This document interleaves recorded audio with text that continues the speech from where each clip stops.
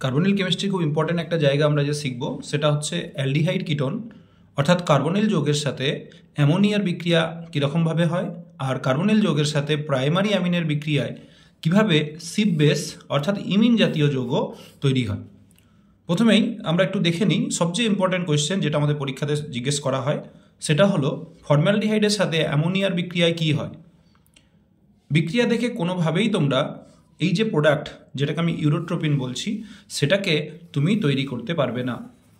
তাই তোমাকে মনে রাখতে হবে যে হেক্সামিথিলিন টেট্রামিন এই যে কম্পাউন্ডটা তৈরি হচ্ছে সেই কম্পাউন্ডটাকে ইউরোট্রোপিন বলে এবং এখানে 6টা মিথিলিন ইউনিট আছে, 4টে অ্যামোনিয়া ইউনিট আছে। অর্থাৎ বিক্রিয়াটা যখন হবে তখন 6 molecule formaldehyde react with 4 molecule ammonia to form a white crystalline solid urotropine known as hexamethylene tetramine. এটাও জিজ্ঞেস করা হয় ইউরোট্রোপিন কি, তখন তোমাকে বলতে হবে ইউরোট্রোপিন হলো হেক্সামিথিলিন টেট্রামিন, ওটাকে আমরা CH2 6N4 ভাবে লিখি। এই ইউরোট্রোপিন একমাত্র ফর্মালডিহাইডের সাথে অ্যামোনিয়ার বিক্রিয়ায় হবে।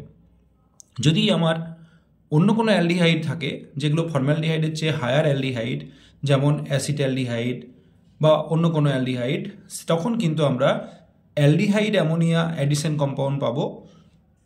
বাট ফর্মালডিহাইডের ক্ষেত্রে আমরা একটা স্পেশাল কম্পাউন্ড পাবো যেটা হলো ইউরোট্রোপিন এবং যেটাই পরীক্ষাতে জিজ্ঞেস করা হয়। চলে আসি ইউরোট্রোপিনের স্ট্রাকচার কেমন। দেখো ইউরোট্রোপিনের স্ট্রাকচারটা খুব সহজ, কম্পিটিটিভ এক্সামের জন্য মনে রাখতে হয়। 4টে নাইট্রোজেন আছে, এই 4টে নাইট্রোজেনকে আমরা লিখে নিয়েছি। 6টা CH2 আছে, এই 6টা CH2কে আমরা দেবো কীভাবে, এটা খেয়াল করবে প্রত্যেকটা নাইট্রোজেন CH2 দিয়ে ইন্টারকানেক্টেড হবে। তাহলে এখানে আমি একটা CH2 লিখে দিলাম, আমি অন্য কালারে লিখি দেখতে সুবিধা হবে। তাহলে এই নাইট্রোজেনটা CH2 দিয়ে কানেক্টেড হলো। এখানে আমি একটা CH2 লিখে দিলাম, এই নাইট্রোজেনটা CH2 দিয়ে কানেক্টেড হলো। দেখো এখন আমার পড়ে আছে যে এই নাইট্রোজেনটা, তাহলে আমি কি করলাম, এর মাঝখানে একটা CH2 লিখে একে কানেক্ট করলাম, আবার এর মাঝখানে একটা CH2 লিখে একে কানেক্ট করলাম, বাকি আছে এই নাইট্রোজেন, তার জন্য আমি এখানে একটা CH2 লিখলাম, একে কানেক্ট করলাম, এই নাইট্রোজেন, এদিকে একটা CH2 লিখলাম, কানেক্ট করলাম। কটা CH2 হলো দেখে নিই। প্রথমটাকে আমি ব্লু কালারে লিখি নিই, তাহলে 1টা 2টো 3টে 4টে 5টা 6টা। তাহলে দেখো এটাই হলো আমার ওই ডিজায়ার কম্পাউন্ডটা, যে কম্পাউন্ডটাকে আমরা বলছি হেক্সামিথিলিন টেট্রামিন, যার ফর্মুলা CH2 কটা 6টা, নাইট্রোজেন কটা 4টে। এটা পরীক্ষার জন্য খুব ইম্পর্টেন্ট, পরীক্ষাতে প্রায়ই জিজ্ঞেস করা হয়। এই ইউরোট্রোপিন কি কাজে লাগে, ইউরিনারি ট্র্যাক ইনফেকশন অর্থাৎ মূত্রনালীর সংক্রমণের ওষুধ বানাতে তৈরি করা হয়। এছাড়া কিছু পলিমার ইন্ডাস্ট্রিতে ব্যবহার করা হয়, সেটা তোমাদের লেখার দরকার হবে না। এই ইউরোট্রোপিন শেখার পর আমার মনে হয় আরেকটা জিনিস খেয়াল রাখা উচিত, যেখানে ইউরোট্রোপিন অ্যাজ এ রিয়েজেন্ট ইউজ হচ্ছে সেটা হচ্ছে সোমলেটস রিয়াকশন, এবং এটাও কার্বনিল কেমিস্ট্রি প্রিপারেশন রিয়াকশন। একটা বেঞ্জাইল ক্লোরাইড CH2Cl, এই বেঞ্জাইল ক্লোরাইড তাকে যখন আমরা ইউরোট্রোপিন দেবো তখন আমরা কি দেখতে পাবো যে বেঞ্জাইল ক্লোরাইডকে আমরা যখন ইউরোট্রোপিন দিয়ে ট্রিট করব, reflux with urotropine and dilute HCl, এই CH2Cl গ্রুপটা আমার CHO গ্রুপে কনভার্ট হবে।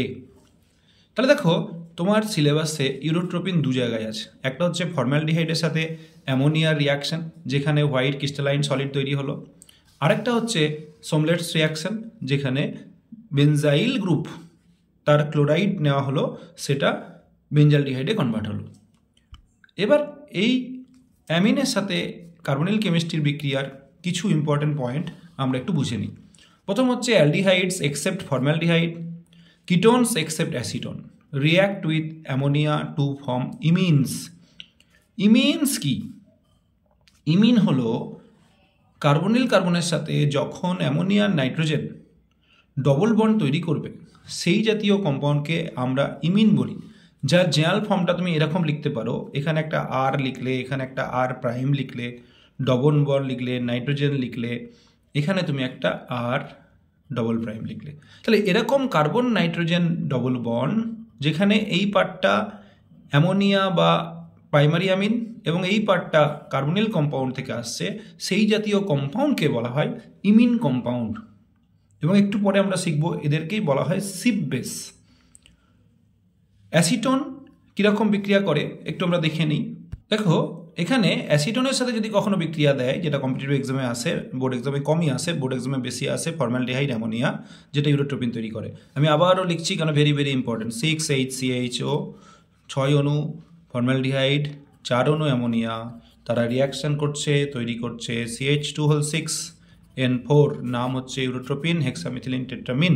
আমরা যখন এইচএস পরীক্ষা দিয়েছিলাম তখন অল্টারনেট ইয়ারে এই কোয়েশ্চেনগুলো আসতো বললে চলে, এখনও কিন্তু ভেরি ভেরি ইম্পর্টেন্ট। অ্যাসিটনের সাথে রিয়াকশান কী হয়? অ্যাসিটনের সাথে 2 মলিকুল অ্যাসিটন লাগে, 1 মলিকুল অ্যামোনিয়া লাগে। এইগুলো তোমাকে মনে রাখতে হবে যে কত মলিকুল লাগে, না হলে তুমি পরীক্ষাতে এরকমভাবে একটা অ্যাসিটন দেওয়া আছে, এখানে একটা অ্যামোনিয়া দেওয়া আছে, এখানে কীভাবে লিখতে দেওয়া আছে, কোনো মতেই মেলাতে পারবে না। কারণ কত মলিকুল অ্যাসিটন লাগবে, কত মলিকুল অ্যামোনিয়া লাগবে তোমাকে ধরতে হবে।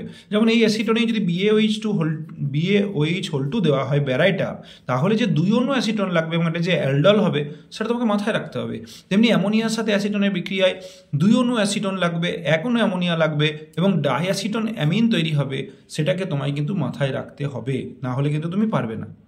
অ্যামোনিয়ার হাইড্রোজেন, অ্যাসিটনের আলফা কার্বনের হাইড্রোজেন, আর একটা অ্যাসিটন মলিকুলের কার্বনিল অক্সিজেন, এরা 3জন জল হয়ে বেরিয়ে যাবে এবং তৈরি করবে একটা কম্পাউন্ড CH3 দেখো এটা একটা CH3 তারপরে কার্বন, সেই কার্বনে লেগে আছে একটা NH2 সিঙ্গেল বন্ড হয়ে, আরেকটা অর্থাৎ এটা একটা বন্ড হবে, এটা একটা বন্ড হবে, আরেকটা হাতে লেগে আছে CH2COCH3 অ্যালডলের মতো। এবং এই যে কম্পাউন্ড তৈরি হচ্ছে, এই কম্পাউন্ডটাকে আমরা বলছি ডাইঅ্যাসিটন অ্যামিন।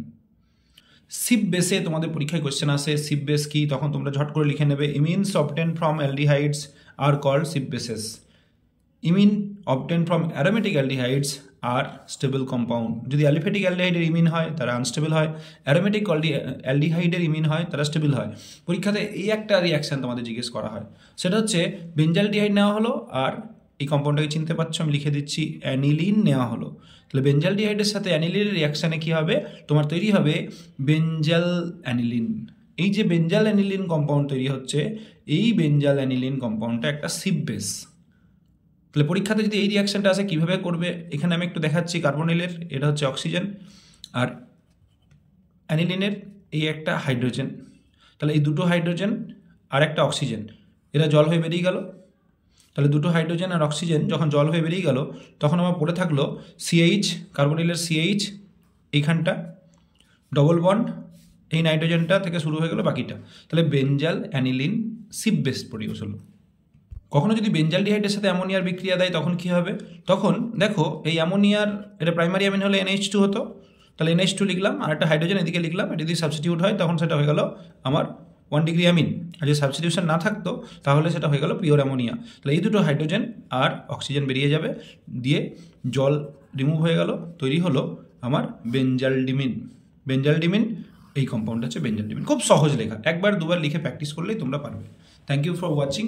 খুব ইম্পর্টেন্ট একটা জায়গা আমরা পড়লাম, অবশ্যই লিখে লিখে প্র্যাকটিস করবে।